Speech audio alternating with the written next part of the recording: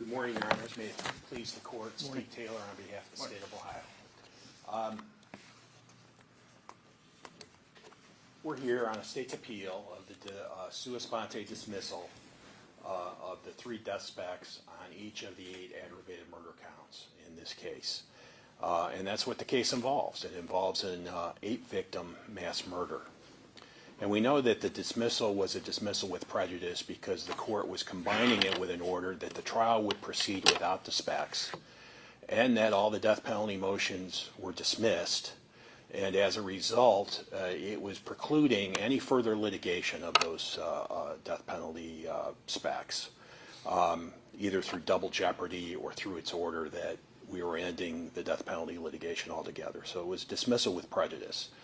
And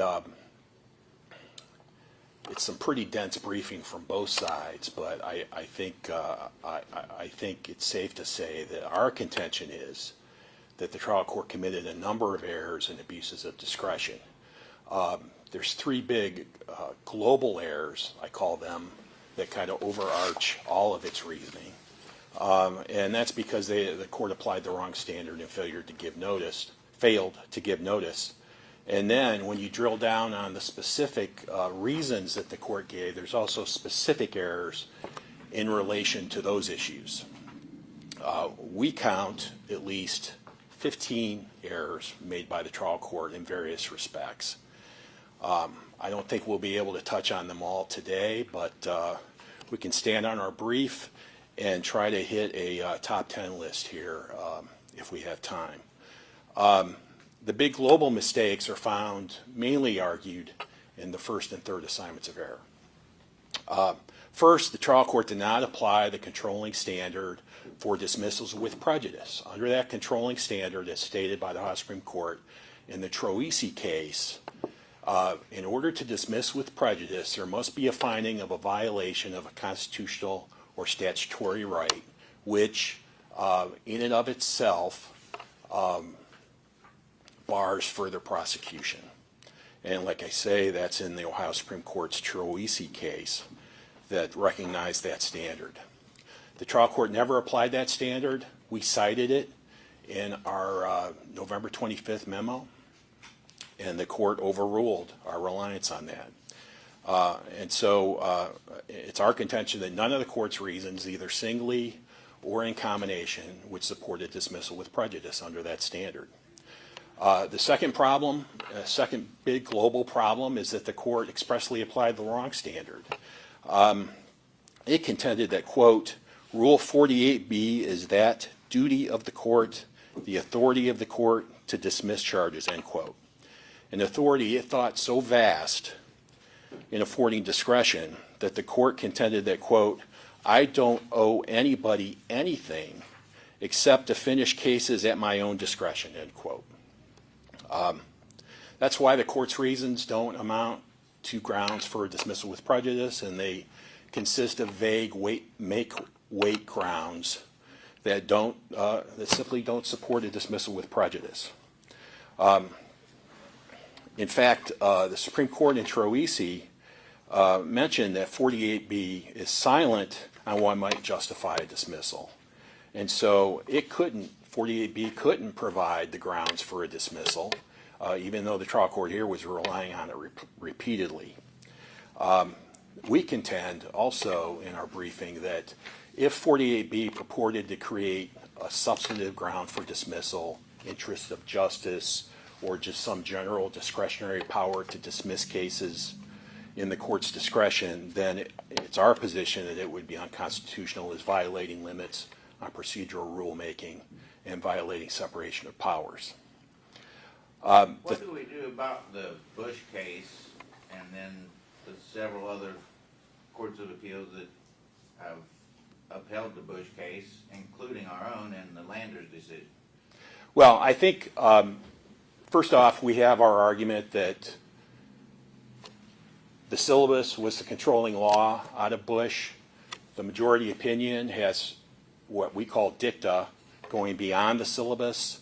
The syllabus was legislatively overruled, and so we question whether the Bush majority opinion is really controlling precedent. I think the Bush dicta has kind of floated along through the years. It is a majority opinion of the court, but as I point out in the reply brief, the syllabus rule applied at the time Bush came out. So it was really only the syllabus that controlled in that case.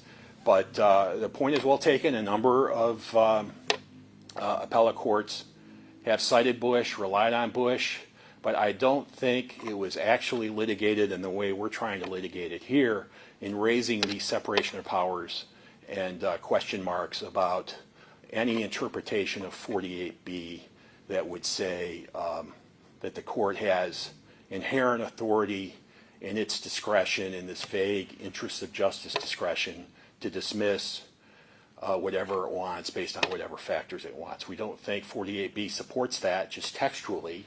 It's really silent on what grounds might support dismissal. It's just controlling it's just controlling the procedure surrounding dismissal. If the state objects to the dismissal, the rule requires that the court give its reasons and findings. That's really all the rule says. It doesn't create any broader grounds that would create some interest of justice dismissal basis. So prior cases definitely cite that Bush majority opinion, but I don't think it was actually being litigated in the way it's being litigated here, and it wasn't litigated in Bush either. And so Bush's statements, they really haven't faced the test of our challenges on procedural rulemaking limits and separation of powers limits. So I wouldn't view the earlier appellate decisions or the Bush majority opinion as controlling on those issues. And I think the Terzi case is more probative.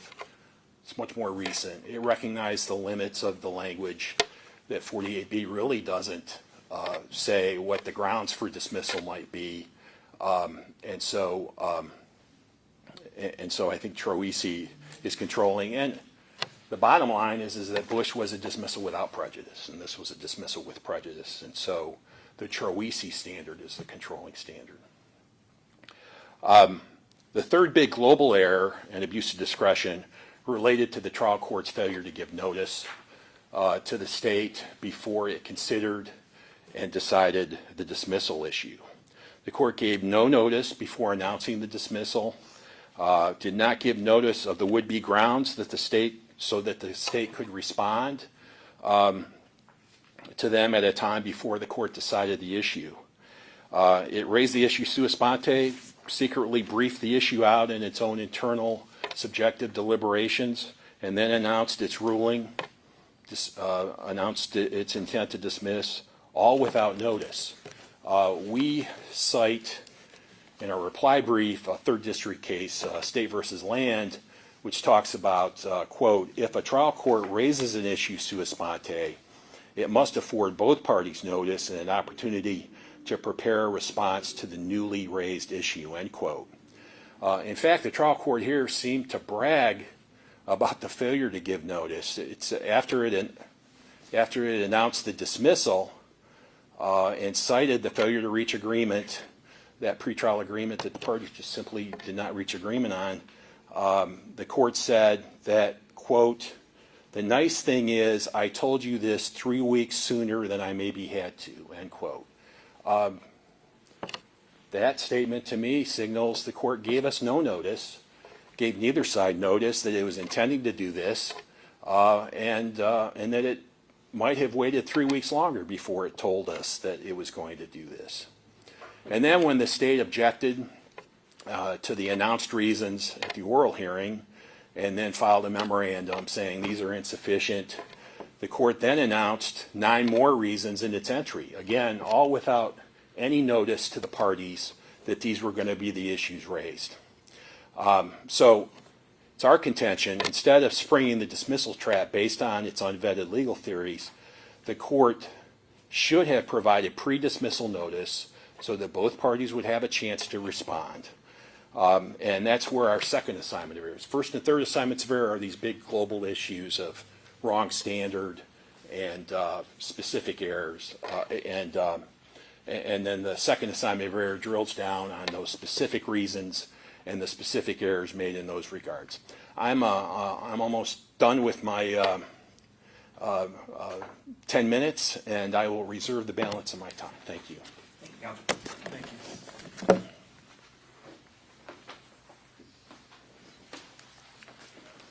May it please the court. Court Gatterdam on behalf of George Wagner.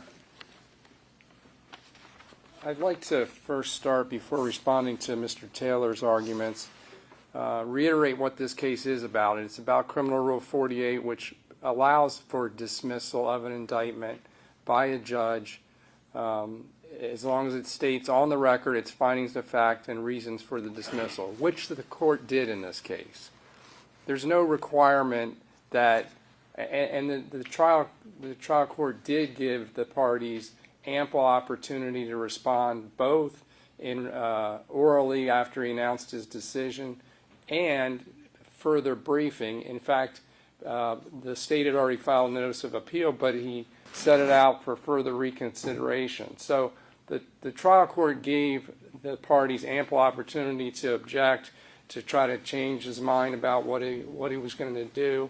So the notice provision is there, and the state never says anything that they would have said differently. What they said orally that day mirrors their briefing in this case. So that's a red herring. What this case is about is Rule 48, and as the court noted, State versus Bush, which is still good law. And the quotes from Bush are still good law. The court indicated a trial court, by implication, Rule 48 implicates the trial court's ability to dismiss over objection, since the rule sets out the procedure for doing so. And it allows the court to dismiss a case if it serves the interests of justice. A trial court has inherent authority to regulate the practice before it and protect the integrity of proceedings. Finally, the trial court can craft a solution that works in a given case. As this court noted in Landers, this is an abuse of discretion standard, whether it's unreasonable, arbitrary, or unconscionable. And this court went further in Landers to say words like palpably and grossly violative of fact or logic, that it evidences perversity of will. And finally, on Landers, the court also said appellate courts should not substitute their own judgment for the trial courts in matters that involve the exercise of discretion. So looking at what happened here, what the trial court did was eminently reasonable and not an abuse of discretion. It was a new judge, came on the bench to this case in May of 2024. Started having pretrial conferences, putting them on the record. As of August 2024, he learned, and maybe he learned before that, but it's on the record, that the parties intended to go to trial without the death penalty specifications. They put that on the record in August. And then every month thereafter, they put it on the record that they were working on an agreement. The trial court is inquiring, okay, where are we? Where does this stand? And would hear responses from the state and then the defense with things such as, we anticipate an agreement, or we're wordsmithing. And this goes August, September, October. And then finally we're in November, 6 weeks from a January 6th trial date. And the trial court was frustrated because this is the same refrain every month. We're working on it, we're getting close. And the trial court realized there's no time for a death penalty case. And the trial court had already made statements in the past that Mr. Wagner himself said he was in jail for 6 years. And he said this case will not be continued again. And he abhors delay, and it implicated his speedy trial rights. Hadn't he already waived those? He waived them, and when I say his speedy trial rights, his constitutional speedy trial rights, not his state speedy trial rights. And I think the trial court was saying, because I know the state makes the argument that you can only dismiss with prejudice if there's a constitutional or statutory violation. Well, in the trial court's entry, he does note the speedy trial issue.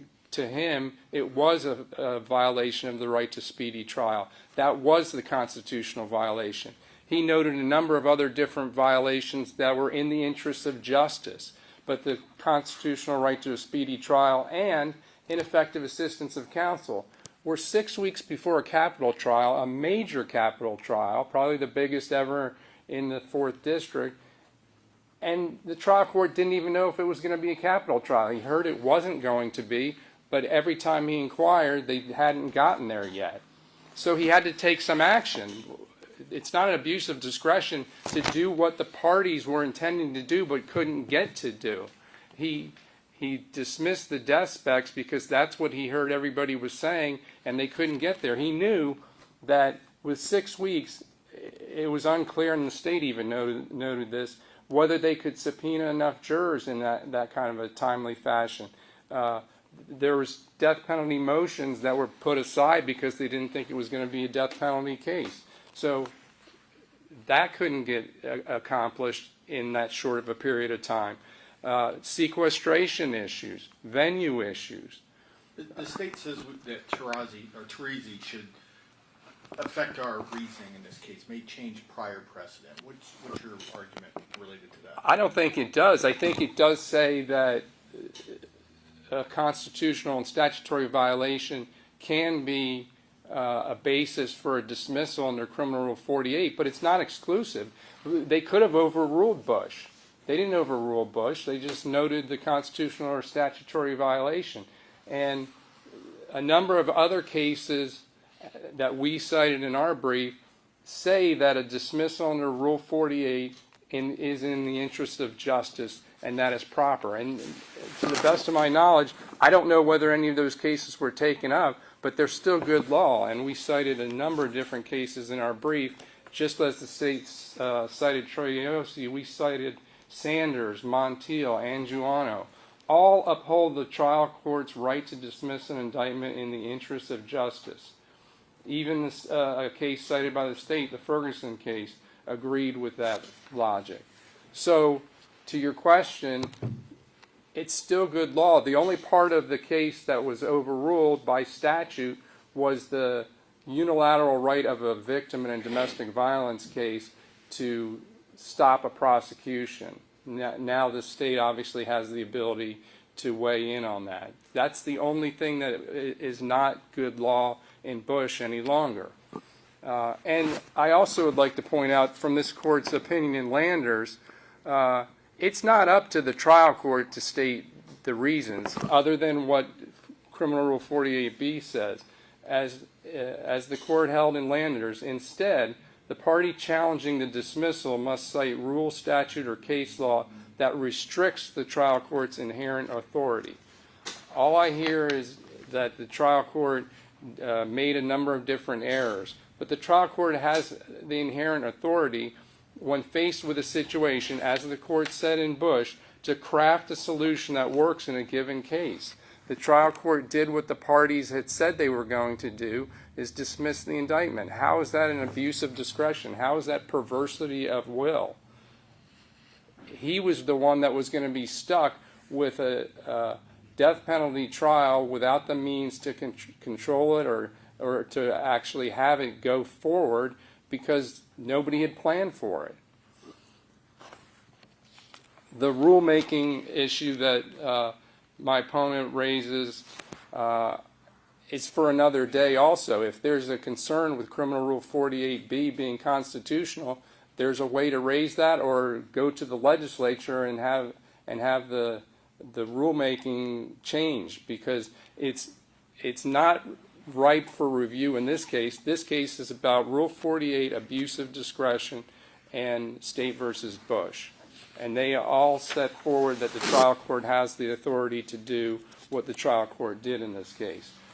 There was also the other constitutional issue, in addition to speedy trial, that again answers, even if you use Troyosi, the speedy trial issue, there's also the ineffective assistance of counsel.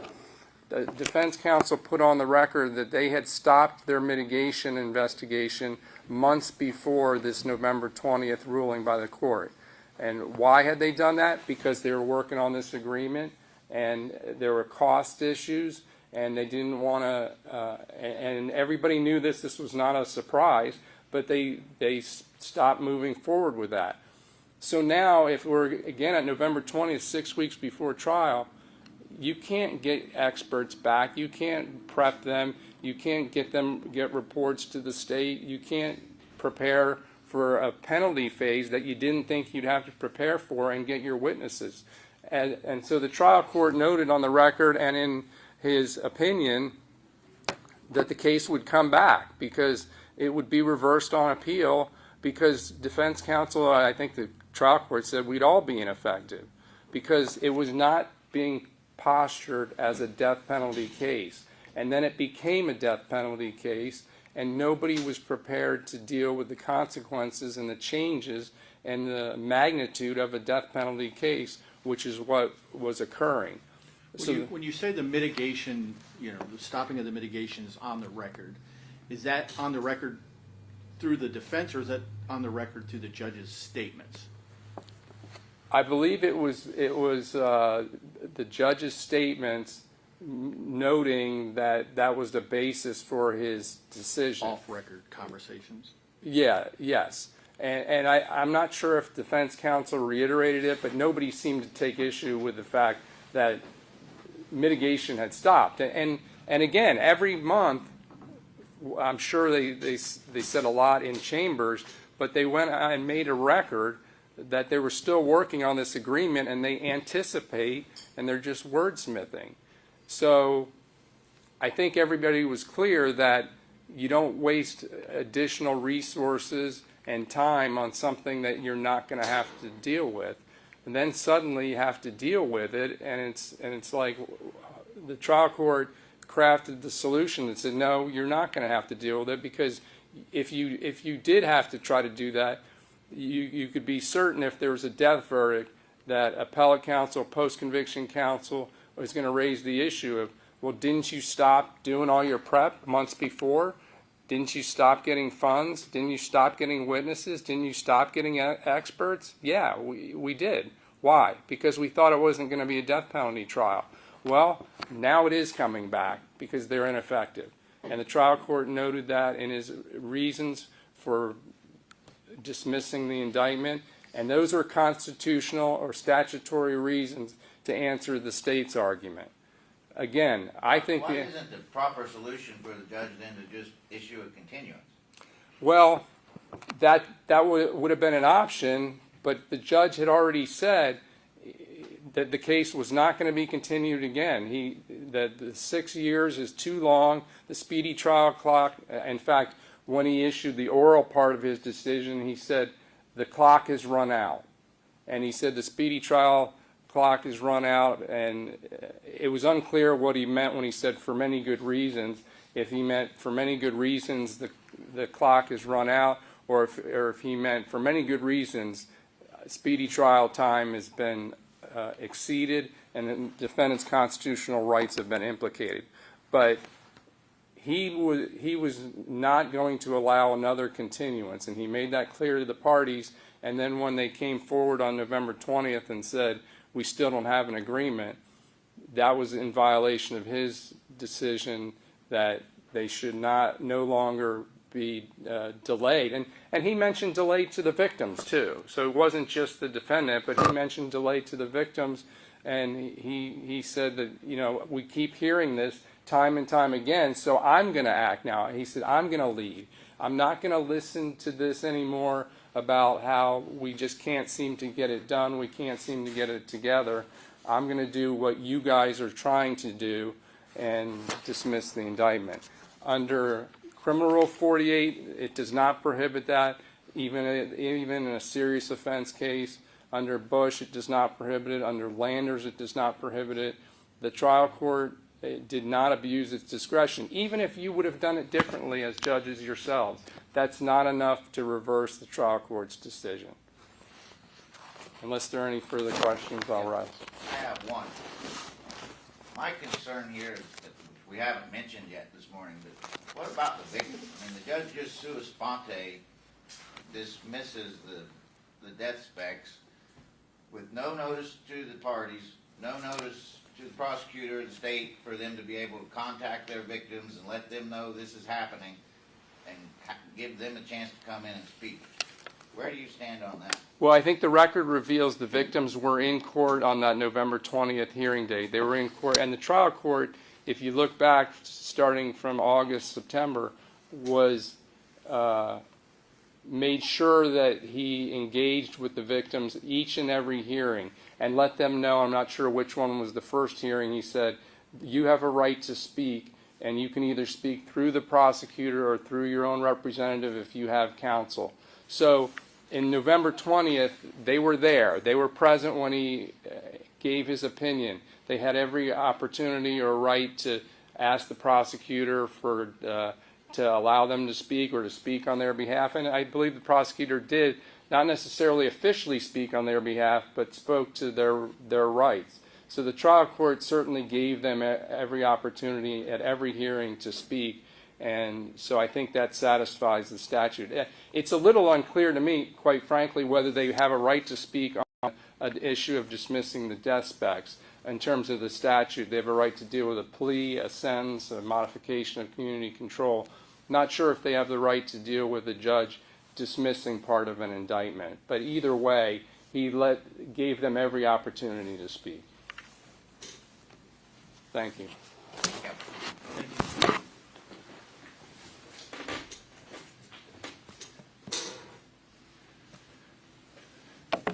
I think our initial brief and reply brief kind of either anticipate or reply to many of the things that the defense counsel just said, but I'll try to hit some of the highlights of what I think I need to respond to. The court's December 2nd, 2024 notice said, I'm going to entertain further argument on this on December 16th, basically conceding that the state couldn't have anticipated the reasons in its November 27th entry. So the December 2nd notice, if anything, confirms that there had been a lack of notice. It also confirms, as this court said in the Schoolcraft case, that it was too late to reconsider, even if the court intended to reconsider, which it didn't even say in the notice that it would reconsider. And in fact, in the oral hearing, it said no one is walking this back. So I don't know if there was an intent to reconsider there or not. But in any event, the bottom line is that the court couldn't reconsider its November 27th dismissal anyway. And so what would have been the point of arguing something after the fact when the dismissal was already done, and definitely after we appealed the dismissal?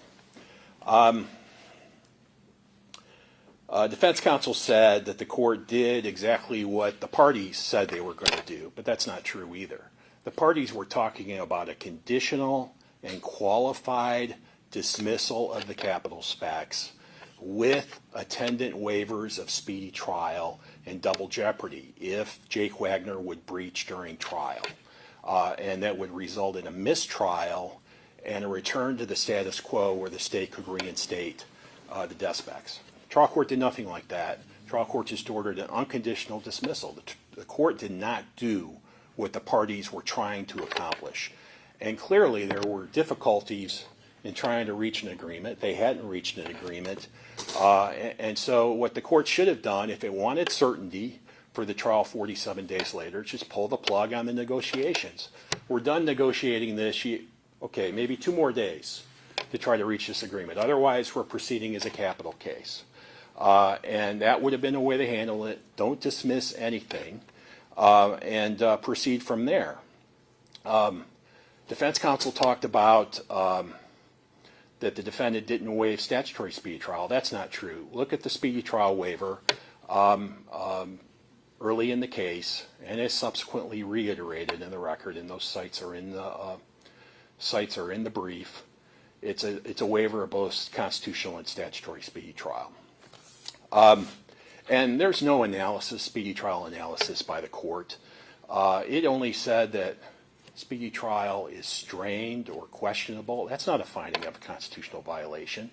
And in fact, the speedy trial analysis now includes a requirement that there's kind of a last chance provision now included in statutory speedy trial, where if the court finds that the 270-day time limit has been exceeded, that the state still has an additional 14 days to try the case. So the court didn't apply that either. The court was just saying something was questionable. That's not a basis for dismissal with prejudice. Troisi said that the only way to dismiss a case or charge with prejudice, it used the word only, was if there's a finding of a constitutional violation with the violation in and of itself barring further prosecution. So the word only is in that language in Troisi. There's not some additional discretionary overlay that would allow the court to just dismiss for whatever reasons it wants. The issue of ineffectiveness was also, the judge said everybody would be ineffective, but there's no record support for it. Defense counsel talked about that they had stopped mitigation, but the record also shows that there was substantial mitigation, investigation, and preparation. I cite those parts of the record. And defense counsel, when he talked about it at the November 20th hearing, he wasn't saying I'm going to be ineffective. He said it's potentially an issue, and we can adapt. And so, even given those comments, defense counsel was not saying I'm going to be ineffective 47 days from now. And so there's just no basis to say counsel would have been ineffective. And that, as we say in our brief, the Morrison case out of the U.S. Supreme Court, the remedy for ineffective assistance is not dismissal with prejudice. And as the court said, it would have been a continuance. That would have been the remedy. If I could just quote one thing, I cite Morrison and Smith versus U.S., which says, remedies for constitutional violations in criminal trials should be tailored to the injury suffered from the constitutional violation and should not unnecessarily infringe on competing interests. And so even if counsel was unprepared 47 days from now, which is far from clear, the remedy would have been, the tailored remedy would have been a continuance. Temporary lack of preparation, the remedy is a continuance. I'd be happy to answer any other questions of the court. So I'll conclude by asking that the court reverse the order of dismissal and remand with specific instructions for the court to deny its own sua sponte motion and with orders to let the case go forward with the death specs intact. Thank you. Thank you, counsel. Thank you, counsel. Thank you both. The court will take the matter under advisement and issue a decision as quickly as we can.